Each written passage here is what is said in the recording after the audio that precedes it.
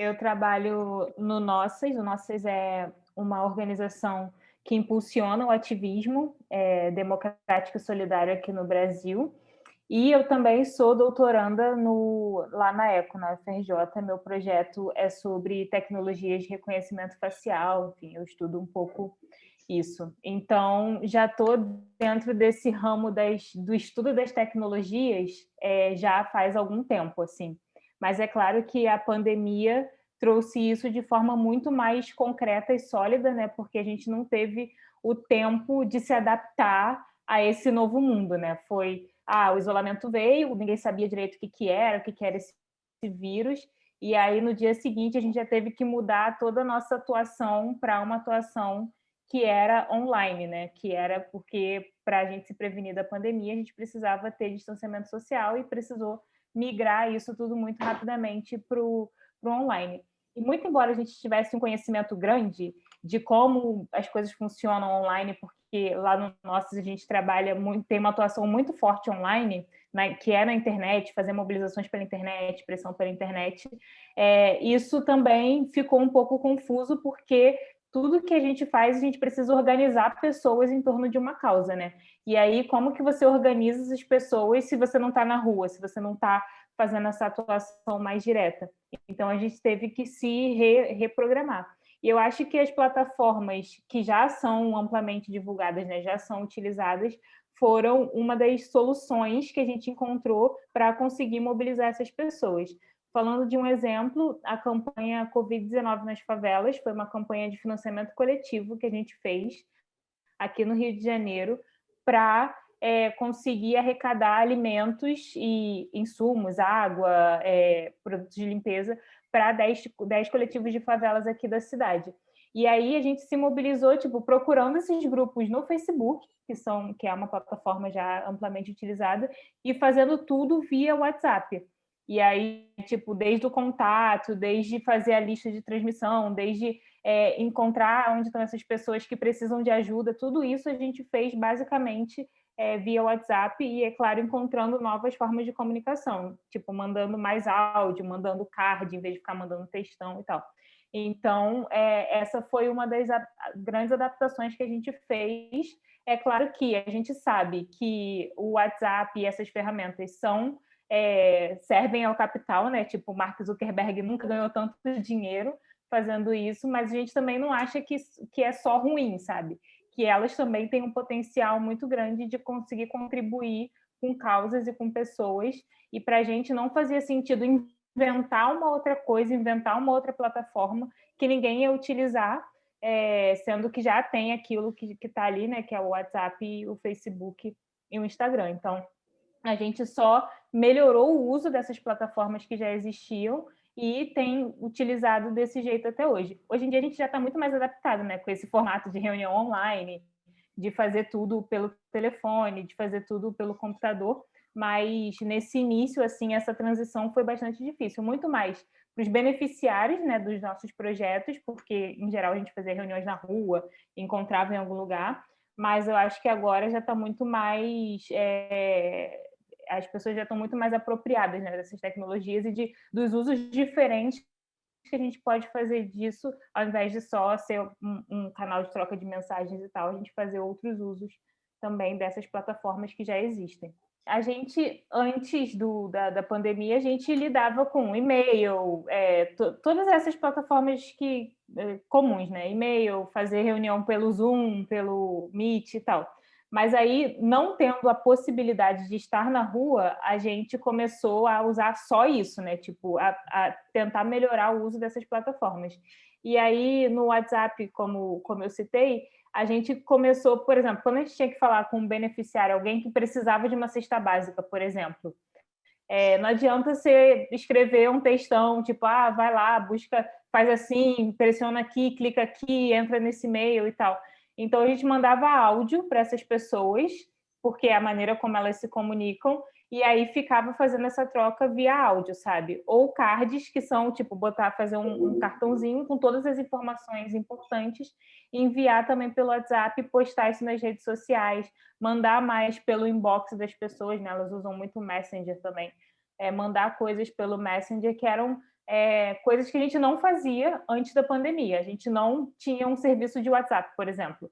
A gente até tem um número de WhatsApp, mas a gente sempre mandava em texto, assim, falar de mobilização e tal. Mas depois da pandemia, a gente começou a utilizar esses tipos de comunicação um pouco mais diferenciados, porque as pessoas que a gente estava tentando atingir utilizavam essas plataformas desse jeito. Não qualificou, mas mudou a maneira como a gente utilizava, mudou como que a gente enxerga elas, para que elas servem, sabe? O WhatsApp antes era muito de um para todos, né? A gente falando com muita gente e não ter esse canal de troca tão grande.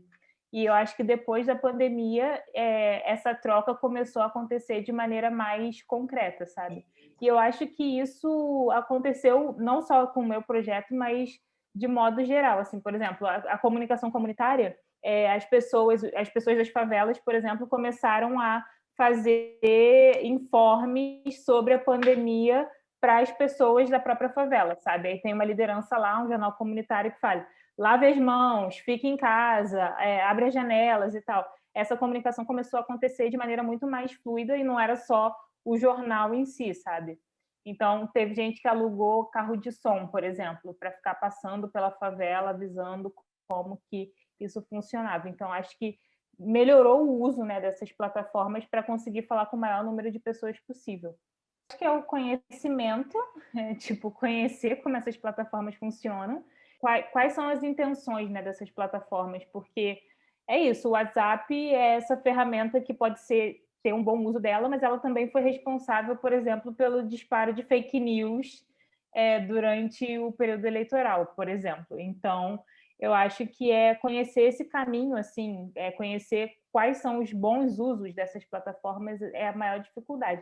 Não só dos gestores culturais, mas eu acho que de todo mundo que está trabalhando com isso, sabe? Saber identificar o que é fake news, o que não é, identificar qual é a melhor maneira de utilizar, saber proteger a privacidade das pessoas, não invadir, né? Não ficar, enfim, disparando spam e tal.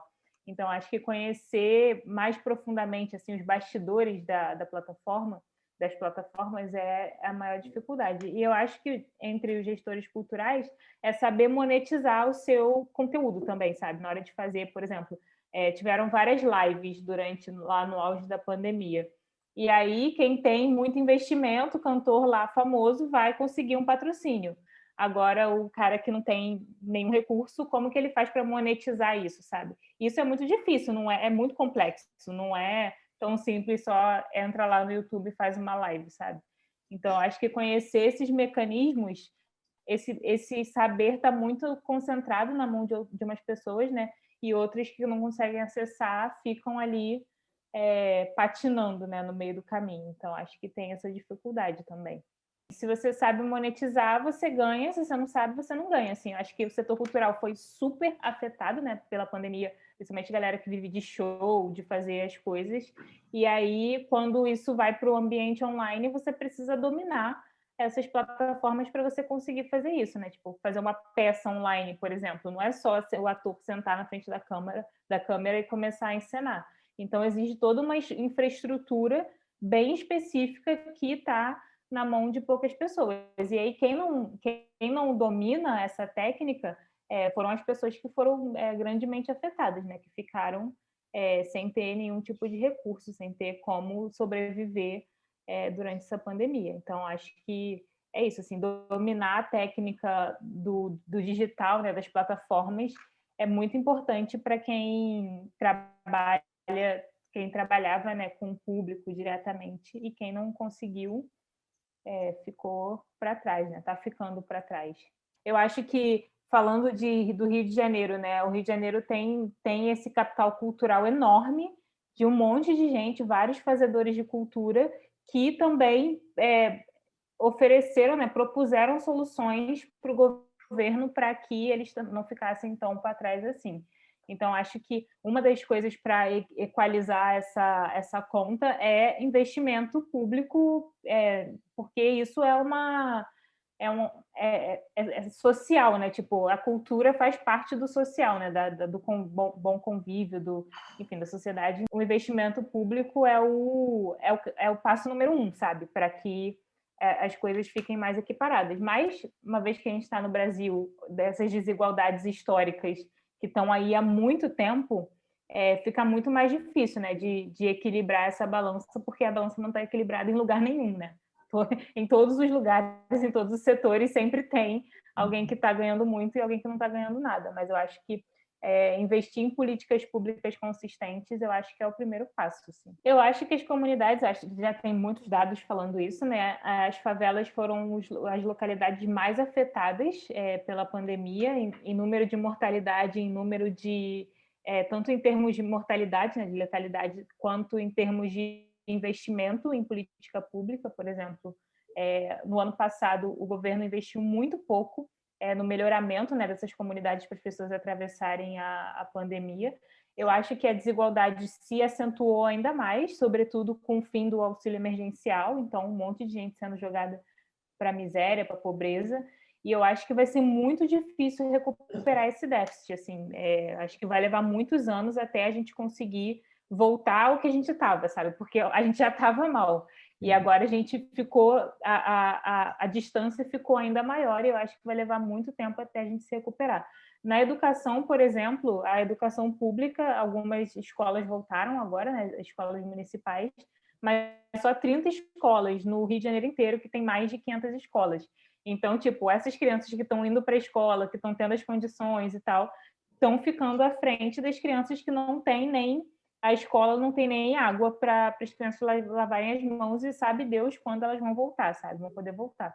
Então, acho que aumentou o buraco, ainda mais aumentou a desigualdade e que vai precisar de muito investimento, muito mesmo, durante muitos anos até a gente conseguir se recuperar. Assim. Eu acho que a pandemia fez um estrago assim que a gente ainda não tem como medir, mas que com certeza foi muito pior para a população mais pobre.